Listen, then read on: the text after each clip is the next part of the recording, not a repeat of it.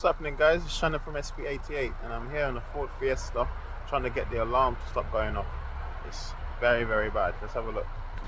So far I haven't found out anything yet except the location of the fuse that controls the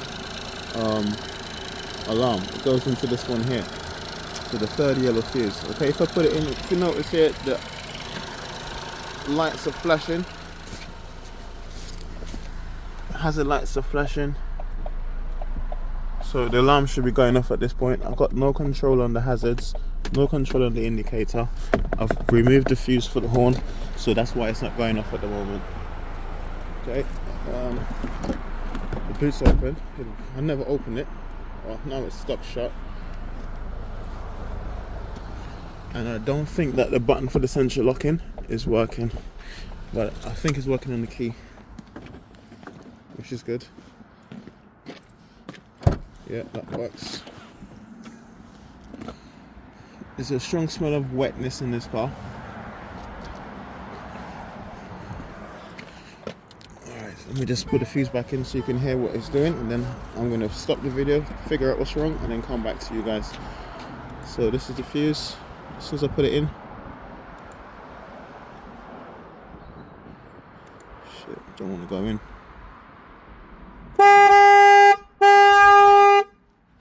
Fuse is stuck.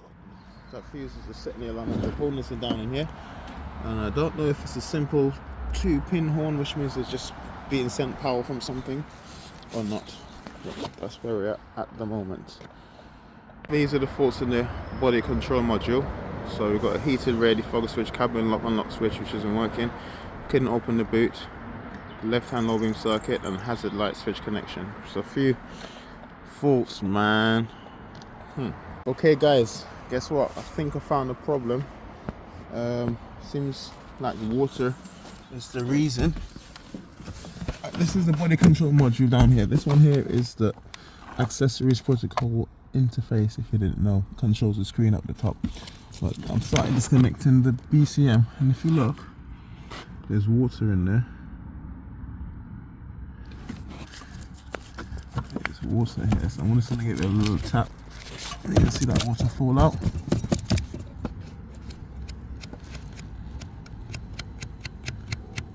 So you know what's going on here, right? You're going to take this body control module out, and you're going to find water. And that's the reason why it's going crazy. How the water got in is the next thing that we need to fix as well.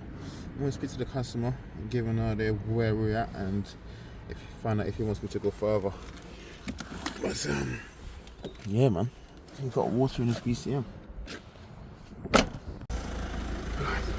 So trying to find out where the water leak is on this car, because yeah, it's not gonna be cheap. See, there's a bit of water up there. Water there as well. From where I just yeah, so yeah, the water is definitely getting in up there, you see? And that's what's happening. Ouch. Yeah, 100% I reckon up here. So if you fill it up again for us, and you pour it in, I'll be inside and I'll look to see what's happening. So you're gonna pour that just here, just in the middle. Yeah. Try and not let it spill up or I'll get wet.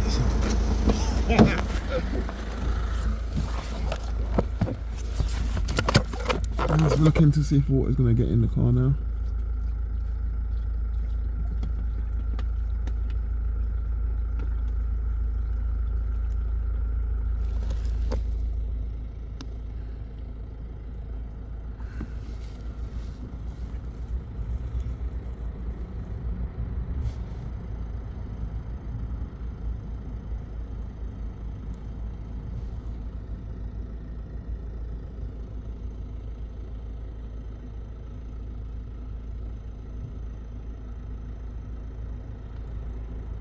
Can't see anything at the moment. Just a little bit of water up there. Okay, so I was trying to find out why it's leaking, and this seal here is like the dodgiest of dodgiest at the moment, mate.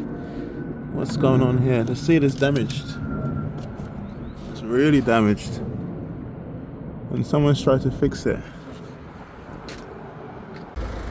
Alright guys, so this is the seal, and I've put a lot of silicone around it, and then I'm going to push it back in and try and pull it back out, and hopefully that silicone will close up any gaps around the seal. Seal doesn't look damaged, to be honest with you.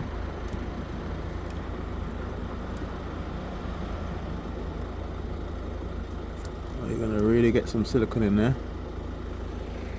like make it look really silicone-y. And you're going to push it back in, and then fingers crossed that'll be it.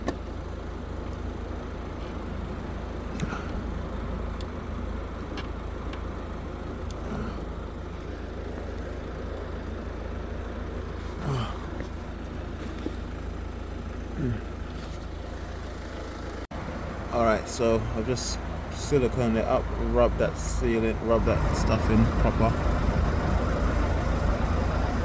and I hope that's gonna not leak again. Pulled it up as hard as I can as well, so it should like compress the underneath seal upwards, and it's got silicone stuck in there as well.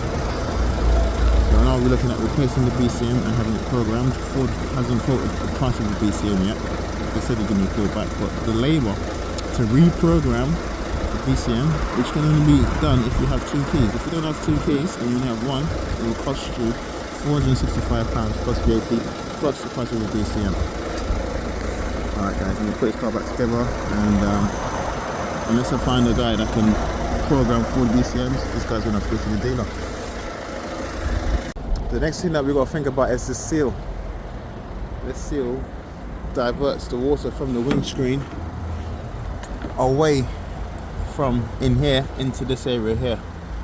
Yeah, so I'm going to clean this lot up, try and clean up this inside of here, and hopefully that would reduce the amount of water getting in there as well. Alright, so this isn't a done thing at all, but I've just put a bit of silicone at the edge of the windscreen so that when I stuff this stuff back in there, I've cleaned it out, it's going to be nice, but it's not really a done thing, guys. Alright, so this sealing up of this pot here ain't really worked the way I want it to. You see there's a little flex, so if anything I'd probably replace this because we really don't want any water down there, but I've got a bit of silicone in there, so hopefully that will just seal up and then the water will get in there and then come back out, if you know what I mean. Now I just don't want it getting in there, but as much as I can do in the engine bay for the guys today.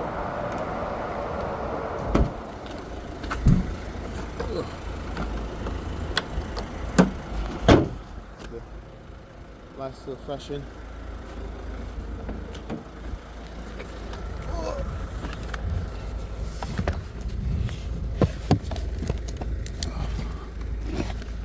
BCM, I'd be tempted to take it out and dry it out, but you know I'm gonna have to charge him labor to do that, and there's no guarantees, so I'll see what he says. But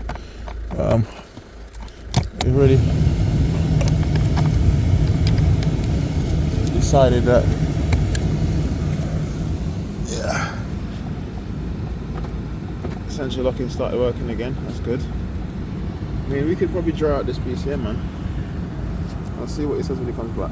Take it apart and see. Alright guys, so this is the BCM now. And we're going to open it up and see if we can get the water out and see if it will work before, you know, biting the bullet and getting a new one. Okay, this is the BCM, boys and girls. It is wet. It did get wet. I'm in my van because it's cold. So this bit here, boom. I don't know if we can clean that up, man. Water damage. So water damage there. Just unfortunate, man.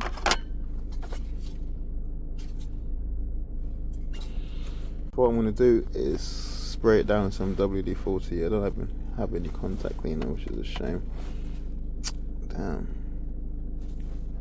WD-40 might do it. So I've sprayed it down with WD-40 and I got my paintbrush, I'm just gonna try and brush all the corrosion off of it, both sides.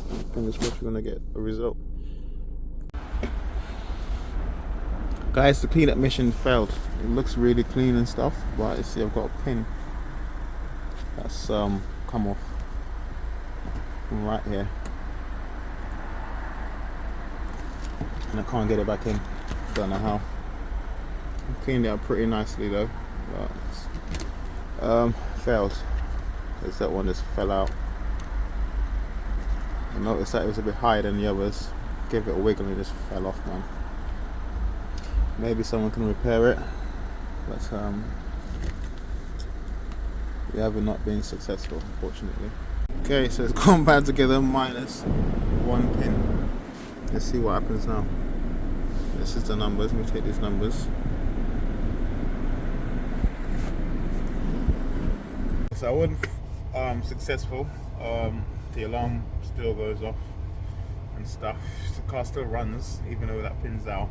And that pin was from the green connector in the video, and that seems to disconnect the indicators flashing on the instrument panel. I've contacted a company that may be able to repair it. If they can't, we're going to have to do a full replacement and reprogramming that forward. Thanks for watching. I hope this video was helpful. All the best, guys, and if you enjoy this video, please don't hesitate to like and subscribe.